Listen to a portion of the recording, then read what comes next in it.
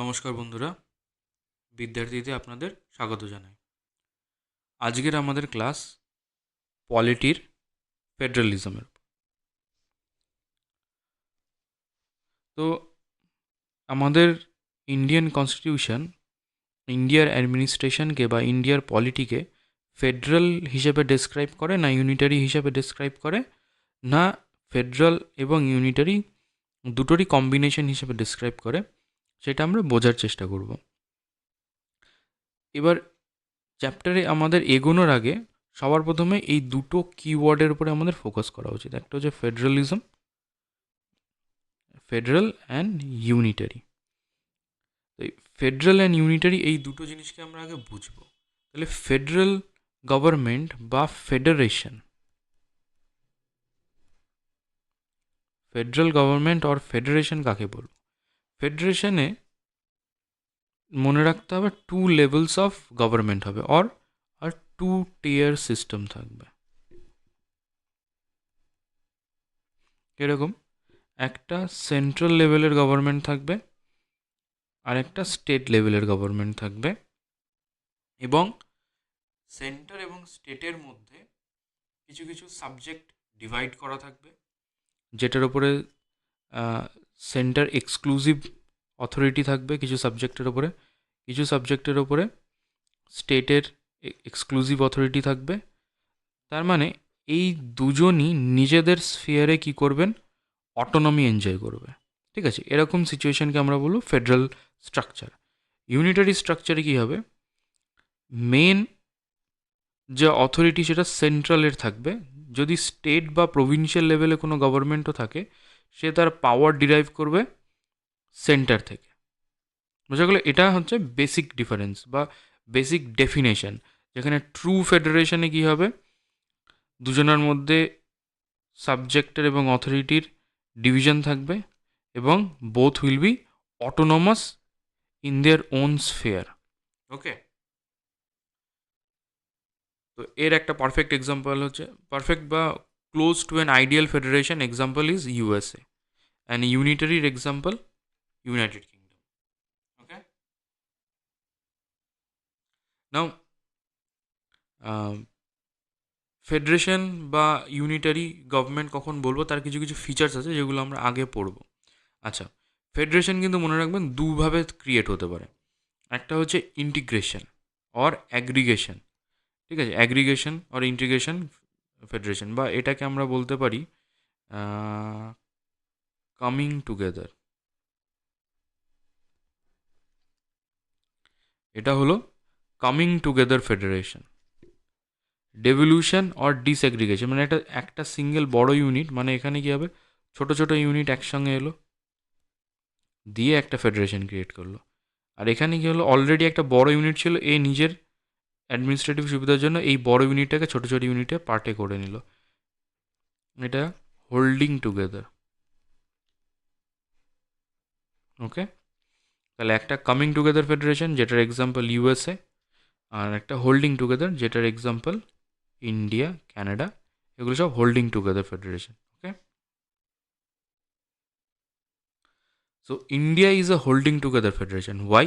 কারণ India not a result of agreement between the states. আমরা জানি, যদি আপনার ইউএসের ইতিহাস দেখে থাকেন, ইউএসের হিস্ট্রিতে 1776 আমেরিকান রেভলিউশনের পরে যখন ইউএস কনস্টিটিউশন অ্যাডপ্ট হলো 1789-এ, তখন ওরা নিজেদেরকে as a Republic or as a Republic polity নিজেদের যখন আত্মপ্রকাশ করলো, তখন ওরা কী করলো? নিজেদের যে ফেডারেশন হিসেবে ডিফাইন করলো সেটা ছিল integration federation are coming together. মানে ছোটো ছোটো ইউএসের স্টেটসগুলো তারা নিজের একত্রিত হয়ে একটা কান্ট্রি ক্রিয়েট করলো। ওই জন্য ওর নামও দেখবেন ওইভাবে আছে, ইউনাইটেড স্টেটস অফ আমেরিকা। মানে সমস্ত ছোটো ছোটো স্টেটসরা মিলে একটা কান্ট্রি তৈরি করলো। ইন্ডিয়ার হিস্ট্রি কিন্তু ওরকম নয়। আমরা যখন ইন্ডিপেন্ডেন্স পেলাম, তারপরে আমরা এই গোটা কান্ট্রিটাকে কতগুলো অ্যাডমিনিস্ট্রেটিভ ইউনিটস, যেগুলোকে আমরা এখন স্টেটস বলি, ওইভাবে ডিভাইড করে নিলাম, দিয়ে তারপরে কনস্টিটিউশনালি যে পাওয়ার ডিভিশন হলো। ঠিক আছে, ওই জন্য India is a holding together federation. India এমন নয় যে স্টেটসগুলোর মধ্যে নিজেদের মধ্যে এগ্রিমেন্ট রয়েছে যার জন্য তারা একটা ফেডারেশন। ওকে, ওই জন্য বলা হচ্ছে not a result of agreement between states. Second কি, states have no right to secede. Secede মানে বিচ্ছিন্ন হওয়া, মানে কান্ট্রি থেকে বিচ্ছিন্ন হয়ে যেতে পারবে না কোনো স্টেট। আজকে যদি কোনো XYZ স্টেট চাইলে সেই ইন্ডিয়া থেকে আলাদা হতে পারবে না, ঠিক আছে। এই দুটো কারণের জন্য ইন্ডিয়াকে কামিং টুগেদার ফেডারেশন বলা যাবে না, India is a holding together federation. এবার আমরা বাকি প্যারামিটার্সও চেক করবো যে সত্যি সত্যি কি ট্রু ফেডারেশন বলা যায়, যদি না বলা যায় কেন, কতটা স্কিউড রয়েছে রিলেশনশিপ সেন্টার এবং স্টেটের মধ্যে, সেগুলো আমরা দেখি। ফার্স্ট ডিসকাস করি what are the federal features, what should be a feature of an ideal federation. Ideal ফেডারেশনের যে ফিচার্সগুলো থাকবে তার মধ্যে সবচেয়ে ইম্পর্টেন্ট হচ্ছে ডুয়াল গভর্নমেন্ট। ডুয়াল গভর্নমেন্ট বলতে আমরা কি বলবো, একটা সেন্ট্রাল লেভেল থাকবে, মানে সেন্ট্রাল গভর্নমেন্ট, আর একটা স্টেট গভর্নমেন্ট থাকবে। এও নিজের স্ফিয়ারে কিছুটা অটোনোমাস থাকবে। নর্মালি কি করা হয়, ডিফেন্স, কমিউনিকেশন, এই ধরনের ব্রড ইস্যুসগুলো কী করা হয়, সেন্টারকে পাওয়ার দেওয়া থাকে। আর local issues, for example health, police, এগুলো কি করা হয়, স্টেটকে পাওয়ার দেওয়া থাকে যে ও এই বিষয়ে ল বানাবে, ঠিক আছে। এবার ইন্ডিয়াতে যদি আপনি দেখুন, ইন্ডিয়াতে আমাদের 7th শিডিউল আমাদের 3টে লিস্ট আছে। 3টে লিস্ট কি, একটা সেন্ট্রাল লিস্ট, স্টেট লিস্ট, তারপরে লেজিসলেট করার total power central government, state লিস্টে যার উপরে লেজিসলেট করার পাওয়ার স্টেট গভর্নমেন্টের কাছে। কনকারেন্ট লিস্টে both centre and state can লেজিসলেট, state can, in fact normal কেসে, নর্মাল কন্ডিশনে এই সেরকমও যদি আমরা বলি, কিছু কিছু সেন্টার স্টেট লিস্টের সাবজেক্টেও লেজিসলেট করতে পারে, সেগুলো একটু ইউনিটারি ফিল্ডের দিকে স্কিউ রিলেশন হবে। তবে হ্যাঁ, এখন ফেডারাল ফিচার ডিসকাস করার ক্ষেত্রে এইটুকু মনে রাখবেন যে ডুয়াল গভর্নমেন্ট বলতে কী বোঝাচ্ছে, ডুয়াল গভর্নমেন্ট বলতে 2 টায়ার সিস্টেম বোঝাচ্ছে, যেটা আমাদের কাছে রয়েছে, একটা সেন্ট্রাল লেভেলে আর একটা স্টেট লেভেলে। এবং সেন্ট্রালের ল বানানোর জন্য বা সেন্ট্রালকে নিজের পাওয়ার এক্সারসাইজ করার জন্য একটা সেন্ট্রাল লিস্ট রয়েছে, যেটা এক্সক্লুসিভলি ফর সেন্টার। স্টেটের রয়েছে, ওটাকে এক্সক্লুসিভলি ফর স্টেট বলা যাবে না, but state is quite autonomous in that field. Okay, আর একটা কনকারেন্ট লিস্ট রয়েছে যেখানে সেন্টার এবং স্টেট দুজনাই করতে পারে, আর একটা রেজিডিউরি পাওয়ার থাকে, মানে যেটা এই 3টে লিস্টের কোনোটাতেই যে সাবজেক্টগুলো মেনশন করা নেই সেইগুলো কিন্তু সেন্ট্রালি ল বানাবে, মানে পার্লামেন্টই ল বানাবে, সেগুলো আমরা আগে ডিসকাস করবো। তা ফেডারাল পলিটির ফিচার কি, ডুয়াল গভর্নমেন্ট থাকবে, সেটা ইন্ডিয়াতে আছে, তাহলে এই প্যারামিটারে টিক করা যায় যে হ্যাঁ ফেডারাল এই ফিচারটা আছে। নেক্সট যেটা ইম্পর্ট্যান্ট ফিচার একটা ফেডারাল পলিটি, সেটা হচ্ছে supremacy and rigidity of the constitution. এই যে একটু আগে আমরা বললাম যে সেন্টার এবং স্টেট নিজের নিজের স্ফিয়ারে অটোনমাস এবং নিজের নিজের পাওয়ার, মানে এই যে সাবজেক্টের ডিভিশন আছে বা নিজের পাওয়ার ডিরাইভ করছে, সেটা কোথা থেকে করছে, সেটা কোথায় লেখা থাকবে, আর কিভাবে পাওয়ার ডিভিশনটা হবে, এই পুরোটাই কিন্তু ডিফাইন করা থাকবে কনস্টিটিউশনের মধ্যে, ঠিক আছে। ওই জন্য ফেডারাল পলিটির একটা খুব ইম্পর্টেন্ট ফিচার হচ্ছে রিটেন কনস্টিটিউশন।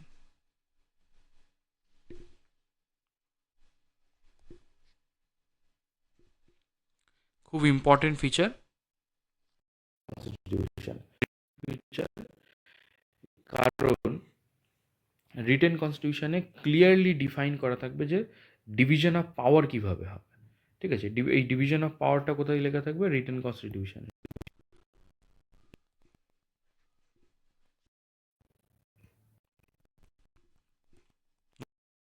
পাওয়ারটা দু রকম হতে পারে, একটা ভার্টিক্যালিও হতে পারে, ভার্টিক্যালি মানে সেন্টার এবং স্টেটের লেভেলে, হরিজন্টালি মানে যে উইংগুলো রয়েছে, সেন্ট্রাল বলুন বা স্টেটের যে উইংগুলো রয়েছে, মানে এক্সিকিউটিভ, লেজিসলেচার, জুডিশিয়ারি, এদের মধ্যেও ডিভিশনটা কীভাবে হবে সেটা পুরোটা রিটেন কনস্টিটিউশনে থাকবে। Now what do you understand by the supremacy of the constitution? Supremacy of the constitution মানে কনস্টিটিউশনটাই সুপ্রিম। যে কোনো গভর্নমেন্ট হোক, ইউনিয়ন অর স্টেট, তারা নিজের পাওয়ার কোথা থেকে পাবে? কনস্টিটিউশন থেকেই পাওয়ার ডিরাইভ করবে, ঠিক আছে? ওই জন্য এটাকে বলে সুপ্রিমেসি অফ দি কনস্টিটিউশন। ইউকেতে আপনি দেখবেন যে কোনো রিটেন কনস্টিটিউশন নেই। রিটেন কনস্টিটিউশন নেই মানে ওদের একটা কনস্টিটিউশন বলে আলাদা কোনো বই নেই। ওদের পার্লামেন্ট যে লটা পাস করবে সেটাই ওদের ওখানে ল হিসেবে চলে। তো আলাদা করে কোনো রিটেন কনস্টিটিউশন নেই। কিন্তু ইউএস, ইন্ডিয়া, এদের কি আছে? একটা রিটেন কনস্টিটিউশন আছে। মানে আপনাকে ওই ফ্রেমওয়ার্কের মধ্যেই চলতে হবে, ঠিক আছে? আর ফেডারেল পলিটির আর একটা ফিচার হচ্ছে rigidity of the constitution, to be rigid. তার মানে এর amending procedure difficult, amending process হতে হবে। Indian constitution can be amended under article 368, but amendment should be rigid. অ্যামেন্ডমেন্টের প্রসেসটা কি রিজিড না রিজিড নয়, সেটা সিচুয়েশন টু সিচুয়েশন ডিপেন্ড করছে। ওই ইন্ডিয়ান কনস্টিটিউশনের ফ্লেক্সিবিলিটি আর রিজিডিটির ব্লেন্ডটা কীরকম আছে, কতটা সুন্দর ব্লেন্ড আছে, সেটা আমরা ডিসকাস করব। তাহলে ফেডারেল পলিটি আর একটা ফিচার হচ্ছে রিজিডিটি অফ দি কনস্টিটিউশন। তার মানে amending process should be difficult. মানে এরকম নয় যে আজকে একটা এক্সওয়াইজে কোনো পলিটিক্যাল আইডিওলজি পপুলার হলো এবং সে চাইলেই কনস্টিটিউশন অ্যামেন্ড হয়ে গেল, এরকম হবে না। কনস্টিটিউশনে কিছু সেফগার্ডস রাখা রয়েছে যে যখন তখন যেরকমভাবে চেঞ্জ করা যাবে না। কিছু ইন্ডিভিজুয়ালস গ্রুপস রয়েছে, তাদের যে রাইটস পাওয়ার দরকার, সেই রাইটসগুলো যাতে চেঞ্জ না হয়, বেসিক পলিটির স্ট্রাকচার যাতে চেঞ্জ না হয়, ওই জন্য কী করা হয়? রিজিডিটি অফ দি কনস্টিটিউশন দরকার, ঠিক আছে? এটা একটা ফেডারেল পলিটির বেসিক ক্রাইটেরিয়া, যাতে করে কী হয়, ইউনিয়ন পাওয়ারফুল হয়ে গিয়ে কোনো দিন স্টেটের পাওয়ার গ্রাস্প করে না নেয়, বা স্টেটকে ছোটো করে দিল, মানে স্টেটের সমস্ত ক্ষমতা নিয়ে নিল, এই সিচুয়েশান অ্যারাইজ না করে। বা এরকমও যদি না হয় যে স্টেটস খুব পাওয়ারফুল হয়ে গেলো, ইউনিয়ন থেকে পাওয়ার নিয়ে নিল, and disintegration of the nation হয়ে গেলো, এই জিনিসগুলো যাতে না হয়, সেগুলো যত অ্যামেন্ডিং প্রসেসটা রিজিড হবে তত এই সেফগার্ডসগুলো থাকবে। নেক্সট, ডিভিশন অফ পাওয়ার, এটা আমরা অলরেডি ডিসকাস করেছি যে প্রত্যেকটাকে নিজেদের স্পেরে হরিজেন্টাল অ্যান্ড ভার্টিক্যাল দুটো লেভেলেই পাওয়ারের ডিভিশন থাকবে। আরেকটা পয়েন্ট হচ্ছে ইন্ডিপেন্ডেন্ট অফ জুডিশিয়ারি। একটা ইন্ডিপেন্ডেন্ট জুডিশিয়ারি থাকবে। মানে ইন্ডিপেন্ডেন্সটা কেন দরকার?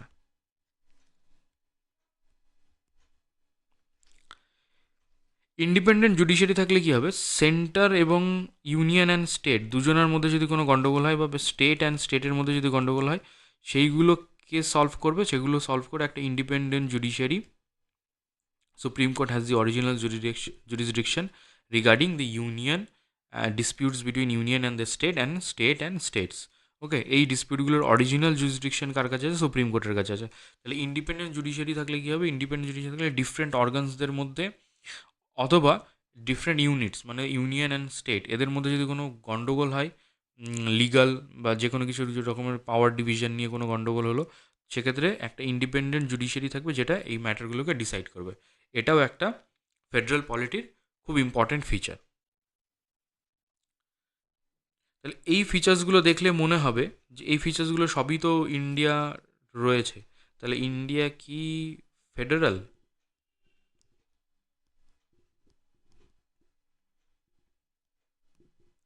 এটা একটা বড় প্রশ্ন দাঁড়াচ্ছে। এটা আমরা দেখি যে ইন্ডিয়া ফেডারেল কি না। তো এই ফিচার্সগুলোর অনুযায়ী তো মনে হচ্ছে হ্যাঁ, ইন্ডিয়া তো ফেডারেলই হওয়া উচিত।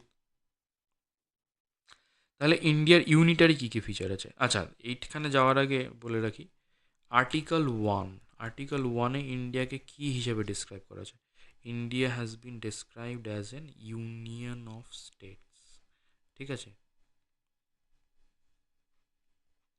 ইউনিয়ন অফ স্টেটস, এখান থেকেই বুঝতে পারছেন যে কিছুটা হলেও স্কিউড, ঠিক আছে, টুয়ার্ডস দ্য ইউনিটারি ফিচার, কিছুটা হলেও স্কিউড টুয়ার্ড দি unitary feature rather than federal feature. সেটারও কারণ আছে, কনস্টিটিউশন মেকাররা অনেক কিছু ভেবে এটাকে করেছিলেন। কিছুটা হলেও আমি কি বলছি যে ইউনিটারি ফিচারের দিকে স্কিউড আছে, যেটা আমরা সামনে ইউনিটারি ফিচার্সগুলো ডিসকাস করলে বুঝতে পারবো যে কিছুটা হলেও ইউনিটারির দিকে স্কিউড রয়েছে। কেন ইউনিটারির দিকে স্কিউড রয়েছে? তার কারণ সেই সময় সদ্য সদ্য ইন্ডিপেন্ডেন্ট হওয়া দেশকে ধরে রাখাটা একটা বড় ব্যাপার ছিল, যাতে কান্ট্রিগুলো ডিসইন্টিগ্রেট না হয়ে যায়। বিভিন্ন ইউনিটসগুলো, মানে এতগুলো ল্যাঙ্গুয়েজ, এতগুলো কালচার সব একসঙ্গে রয়েছে, সেই জন্য ইউনিটারি ফিচারটাকে বেশি প্রেফার করা যায়। ইনফ্যাক্ট আমাদের এখানকার পলিটিক্স সিচুয়েশন হিসাবে এই ফিচার্সগুলো এসেনশিয়াল ছিল। আর ইন্ডিয়াকে ইউনিয়ন বলেই ডেসক্রাইব, এমসিকিউতে আসলে মনে রাখবেন, India is a union of state, not a federal, not a federation of states. Okay, কিন্তু কিছু ফেডারেল পলিটির ফিচার্স ওর মধ্যে রয়েছে। আচ্ছা, ইউনিটারি ফিচার্স কী কী আছে? ইউনিটারি ফিচার্সকে আমরা তিনভাবে ভাগ করবো। একটা টেকনিক্যাল প্রভিশনস, একটা নর্মাল সিচুয়েশনে যে প্রভিশনগুলো রয়েছে সেটা, অ্যান্ড এমার্জেন্সি প্রভিশন। টেকনিক্যাল প্রভিশনে India has been describe as an union of state, article 1। আমাদের সিঙ্গেল কনস্টিটিউশন আছে, একটাই কনস্টিটিউশন আছে। ইউএসএ যেমন দুটো আছে, ইউএসএতে কী হয়, ওদের স্টেটেরও নিজের নিজের আলাদা কনস্টিটিউশন আছে। আমাদের ক্ষেত্রে একটা সিঙ্গেল কনস্টিটিউশন। সিঙ্গেল সিটিজেনশিপ, যদি আপনি ইউএসএ যান, ইউএসএ দেখতে পাবেন ওদের স্টেটের জন্য আলাদা সিটিজেনশিপ, আলাদা লয়ালটি, ফ্ল্যাগ, ইউনিয়নের আলাদা সিটিজেনশিপ নেই। সিটিজেনশিপ হচ্ছে একটা নিজের স্টেটের আর একটা নিজের কান্ট্রির। সেটস অফ রাইটস এনজয় করে state লয়ের।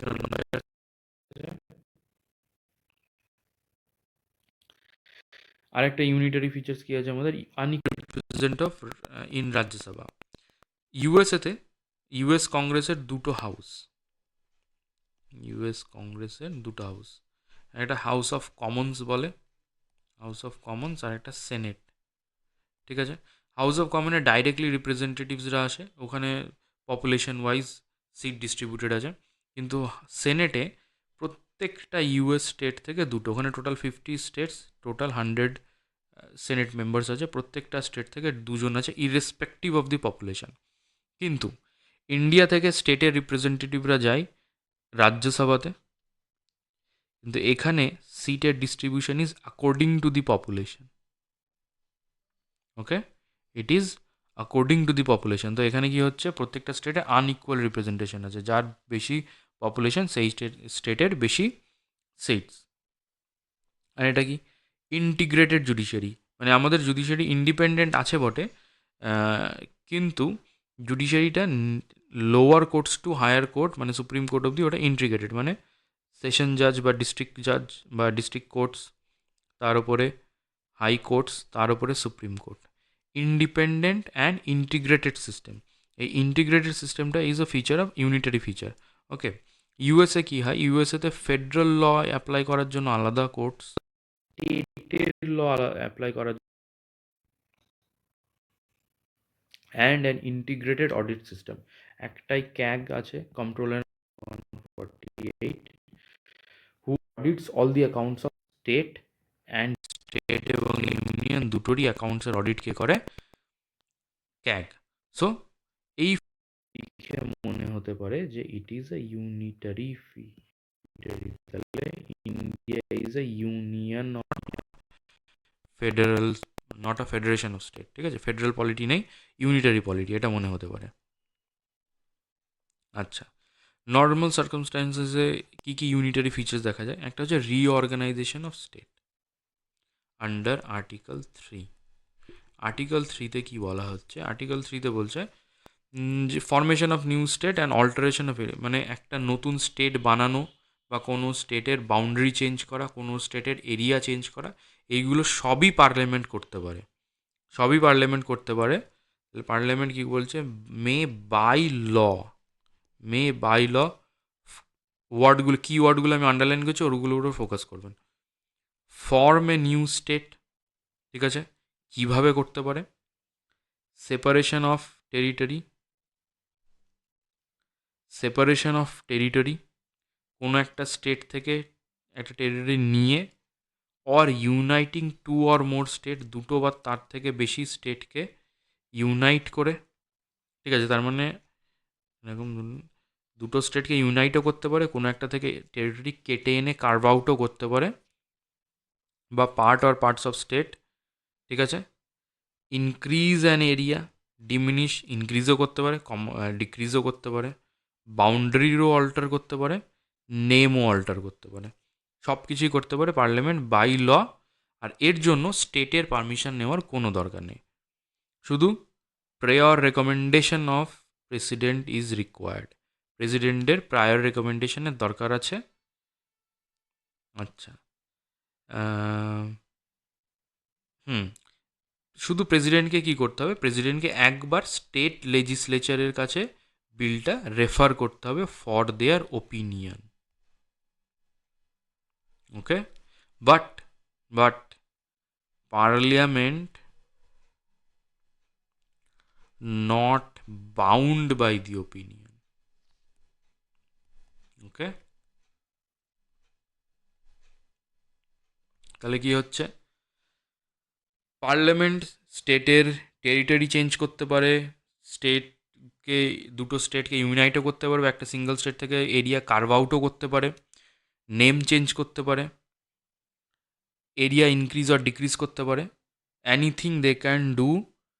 We but the bill has to be tabled in the parliament with the prior recommendation of the president. President shall refer to the state legislature for their opinion, but parliament is not bound by the opinion. Parliament state legislature opinion দ্বারা bound নয়। যদি state legislature বলে যে change না করো, parliament যদি vote করে in favour of changing, তার ফেভারে যদি ল বানায়, then it has to be changed. Okay, okay, next is strong legislative power of centre. সেন্টারের লেজিসলেটিভ পাওয়ারের ডোমেনটা অনেক বেশি স্ট্রং। দেখুন, ইউনিয়ন লিস্টে 98 সাবজেক্টস আছে। সাবজেক্ট কি কি, defence, external affairs, banking, etc, railways, এগুলো সব ইউনিয়ন লিস্টে আছে। স্টেট লিস্টে মাত্র 59 সাবজেক্টস আছে, for example police, public order, land, etc. Concurrent লিস্টের মধ্যে, যেগুলোর ইউনিয়ন এবং স্টেট দুজনাই ল বানাতে পারবে, এরকম সাবজেক্টস আছে 52, which are factories, electricity, education, etc. আর ফার্দার রেজিডিউরি পাওয়ার মানে রেজিডিউরি সাবজেক্টস হচ্ছে যেগুলো কোথাও লেখা নেই। For example subjects which are not mention in any of the 7 schedule, সেগুলো কোথায় থাকছে, সেগুলো সেন্টারের কাছেই থাকছে। ঠিক আছে, centre can legislate on residuary matter.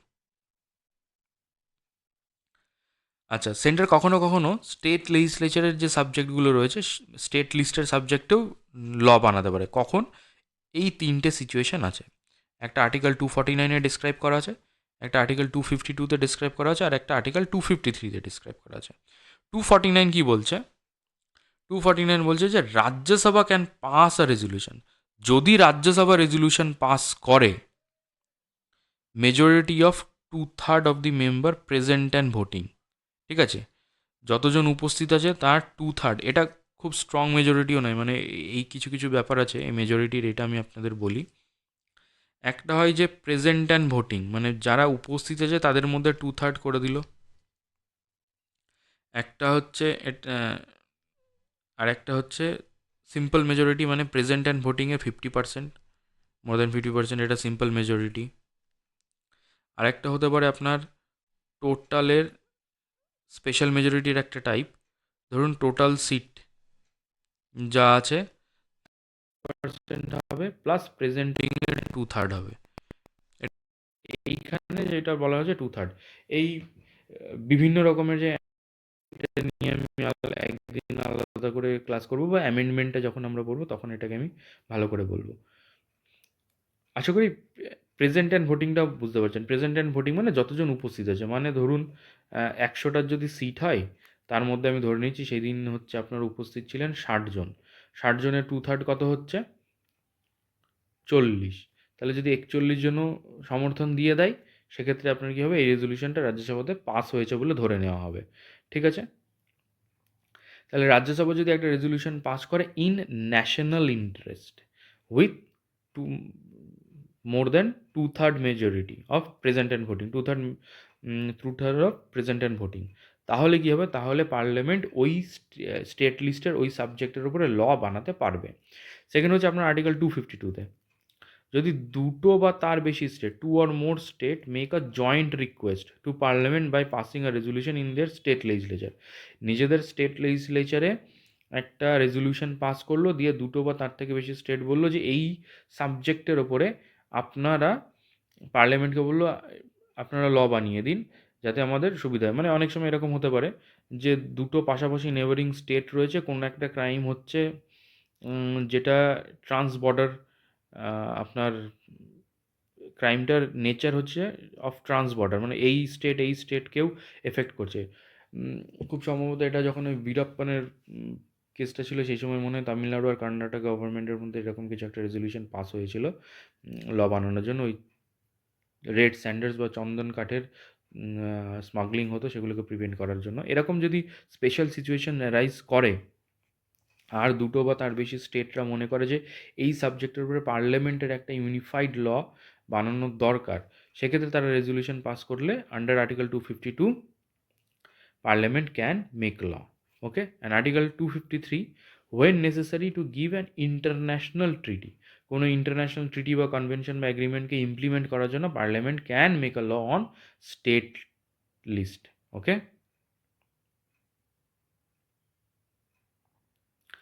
So this features make it unitary. এগুলো ইউনিটারি ফিচার, মানে নর্মাল সিচুয়েশনেও কী হচ্ছে, সেন্টারের পাওয়ার সবসময় স্টেটের থেকে বেশি।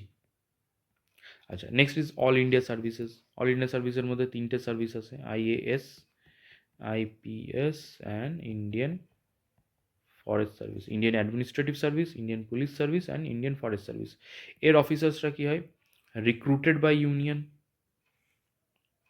But they serve both in state and union. এরা recruited by in union, trained by union, but they can serve in both union and state, union and state দুটোতে এরা সার্ভিস দিতে পারবে, দেয়। এবং স্টেট এবং ইউনিয়নের দুটোরই উচ্চপদস্থ কর্মচারীরা এই তিনটে ক্যাটাগরি থেকে আসেন। এই জন্য এগুলোকে বলা হয় অল ইন্ডিয়া সার্ভিসেস। ওকে, তা এদের উপরে কীরকম থাকে, এদের উপরে ডিরেক্ট কন্ট্রোল স্টেটের থাকলেও আলটিমেট কন্ট্রোল ইউনিয়নের। তার মানে state may transfer them from one place to another, but they cannot dismiss them from service or they cannot suspend them from service. ঠিক আছে, আলটিমেট কন্ট্রোল সেন্টারের থাকে। তো এইটাও কী হচ্ছে, এটা অনেকটা ইউনিটারি ফিচার, মানে স্টেটকেও গভর্ন করছে কারা, ইউনিয়নের লোকরাই স্টেটকেও গভর্ন করছে। Okay, governor, governor is an agent of union, he is appointed by president, and governor is not a elected post, এটা ইলেক্টেডও নয়। ঠিক আছে, and governor is appointed by president, tenure কী হয়, কোনো ফিক্সড টেনিওর নেই, pleasure of president, pleasure of president. তার মানে প্রেসিডেন্ট যতদিন চাইবেন ততদিন গভর্নর ওই পদে আসীন থাকবেন। এবার কন্টেনশন কী হয়, গভর্নরের কিছু ডিসক্রিশনারি পাওয়ার রয়েছে, প্রেসিডেন্টস রুল লাগানো, কোনো স্টেটে প্রেসিডেন্ট রুল লাগানো কী হবে। ইনফ্যাক্ট ডক্টর আম্বেদকর বলেছিলেন that this will be a dead letter, মানে এটা article 356 president rule. Doctor Ambedkar ভেবেছিলেন কি, এটা ওনার পার্লামেন্টারি স্পিচের মধ্যেও আছে যে এইটা this will be a dead letter, মানে এটা খুব একটা ইউজই হবে না। কিন্তু আইরানি হচ্ছে এটাই সবচেয়ে বেশিবার ইউজ হয় এবং খুব মিসইউজ হয়। এটা ইউজের থেকেও রাইট ওয়ার্ড হচ্ছে মিসইউজ। প্রেসিডেন্ট রুল লাগিয়ে দেওয়া হয়, ঠিক আছে।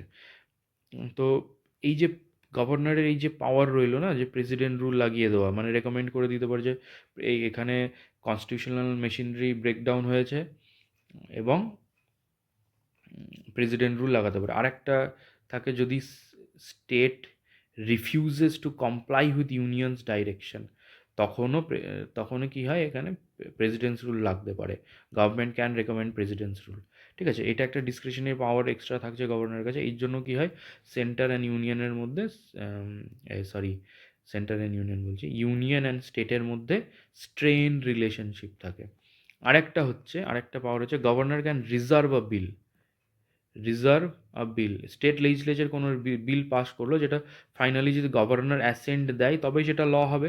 যেমন পার্লামেন্টের পাস করা কোনো বিল প্রেসিডেন্ট অ্যাসেন্ট দিলে তবেই সেটা ল হয়, তেমনি স্টেট লেজিসলেচারের পাস করা বিল যখন গভর্নর অ্যাসেন্ট দেবে তখনই সেটা ল হবে। এইবার কখনো কখনো কী করতে পারে, governor can reserve a bill for president. Governor বলে এই বিলটাতে কিছু ক্রাইটেরিয়াস আছে, সেগুলো আমরা যখন বিল কীভাবে পাস হয় না হয় সেগুলো যখন পড়বো তখন ডিসকাস করব। এই টপিকের মধ্যে আমি ডিসকাস করছি না। এটুকু মনে রাখবেন যে এরকম কিছু প্রভিশনস আছে যার ক্ষেত্রে গভর্নর কী করে মনে করতে পারে। আর ওইগুলো এরকম নয় যে হার্ড অ্যান্ড ফাস্ট, মানে এর মধ্যে পড়লে তবেই রিজার্ভ করতে পারবে, বাকি ক্ষেত্রে এটা করতে পারবে না, এরকম না। গভর্নরের যথেষ্ট ডিসক্রিশন থাকে, সে কোনো বিল প্রেসিডেন্টের জন্য রিজার্ভ করে রেখে দিতে পারে। এবার প্রেসিডেন্টের জন্য যদি রিজার্ভ করে রেখে দেয়, সেটার উপরে স্টেট লেজিসলেচার আর কিছু করতে পারবে না, সেটা পেন্ডিং হয়ে পড়ে থাকবে। ঠিক আছে, এবার এরকমও এই সমস্ত পাওয়ারগুলোর জন্য কি হয়, এই যে গভর্নরের এই পাওয়ার রইলো যে প্রেসিডেন্ট রুল লাগাতে পারবে, প্রেসিডেন্টের জন্য বিল রিজার্ভ করে রাখতে পারবে, এইগুলোর জন্য কি হয়, ফিচার্সটা অনেকটা ইউনিয়নের দিকে skewed. Next is finance commission. Finance commission article 280। Finance commission is appointed by president, okay. Finance commission কি করে, কিভাবে ট্যাক্সের নেট প্রসিড মানে ট্যাক্স কালেকশনের জন্য যা খরচ এবং যা ট্যাক্স পেলাম সেটার মানে কি বলবো, ডিফারেন্সটা হচ্ছে নেট প্রসিড, যা নেট আমাদের ট্যাক্স এলো। এই নেট প্রসিডকে ইউনিয়ন অ্যান্ড স্টেটের মধ্যে কীভাবে ডিভাইড করা হবে সেইটা ফাইন্যান্স কমিশন ডিসাইড করে। এখানেও ডেভলিউশনটা কীরকম হয়, হরিজন্টাল অ্যান্ড ভার্টিক্যালের মধ্যে ইউনিয়ন আর স্টেট কত পাবে, আর হরিজন্টাল অ্যামং দি স্টেট কোন স্টেট কত পাবে, সেই ডিসিশনটা ফাইন্যান্স কমিশন দেয়। ওকে, সো এই ফাইন্যান্সিয়াল রিলেশনের দিক থেকেও দেখতে গেলে রিলেশনশিপ ইজ স্কিউড। আচ্ছা, এবার এমার্জেন্সি প্রভিশনের ক্ষেত্রে বলি। এমার্জেন্সি প্রভিশনের আর্টিকেল 352 ন্যাশনাল এমার্জেন্সি, তখন কী হয়, পার্লামেন্ট টেক্স ওভার। ঠিক আছে, পার্লামেন্ট তখন কী করে, স্টেট লিস্টের ওপরেও ল বানাতে পারে। Simply in president rule also state লিস্টের ওপরে রুল বানাতে পারে। ইন 360 ফাইন্যান্সিয়াল এমার্জেন্সিতে কী করতে পারে, স্যালারিজ এইসব ইটিসি কাট করে দিতে পারে। তখনও কী করে, কমপ্লিট ফাইন্যান্সিয়াল যে রিলেশন তার উপরে কমপ্লিট কন্ট্রোল ইউনিয়নে চলে আসে। ঠিক আছে, এগুলো দেখেও কি মনে হতে পারে, এটা ইউনিটারি ফিচার। তাহলে এই পুরো ডিসকাশন থেকে আমরা এটা বুঝতে পারি যে আমাদের কনস্টিটিউশনের মধ্যে কিছু ফেডারাল ফিচার রয়েছে, কিছু ইউনিটারি ফিচার্স রয়েছে। ওভারঅল যদি আমরা মানে জিনিসটাকে অ্যাড্রেস করি, তাহলে ইউনিটারি ফিচার্সটাই আমাদের, ইউনিটারির দিকেই বেশি ঝোঁক, আমাদের ঝোঁকটা, কনস্টিটিউশনের ঝোঁকটা ইউনিটারির দিকেই বেশি। তাহলে আমরা এটাকে বলতে পারি ইট ইজ স্কিউড, ঠিক আছে, টুয়ার্ডস দি ইউনিয়ন। ওকে, আচ্ছা, বিভিন্ন রকমের যারা জুরিস্ট এবং কনস্টিটিউশনাল এক্সপার্ট তারা কি বলেছেন, মরিস জোন এটাকে বলেছেন বার্গেনিং ফেডারেলিজম। ঠিক আছে, আইভার জেনিংস বলছেন এটা federation with a strong centralizing tendency. এটা ফেডারেশন কিন্তু একটা স্ট্রং সেন্ট্রালাইজিং টেন্ডেন্সি রয়েছে। আলেকজান্ড্রোভিচ বলেছেন India is a case of sui generis মানে ইউনিক ক্যারেক্টার। ঠিক আছে, unique, it is a unique case যেখানে ফেডারাল এবং ইউনিটারি দুটোই রয়েছে। এবং কি হয়, সিচুয়েশন অনুযায়ী, যখন আমার ফেডারাল দরকার তখন আমি ফেডারাল হয়ে যাব, যখন আমার ইউনিটারি দরকার তখন আমি ইউনিটারি হয়ে যাব। যেমন অ্যামেন্ডমেন্ট প্রসিজিয়ারটাই বলি আপনাকে, আর্টিকেল 368-এ অ্যামেন্ডমেন্ট প্রসিজিয়ার আছে।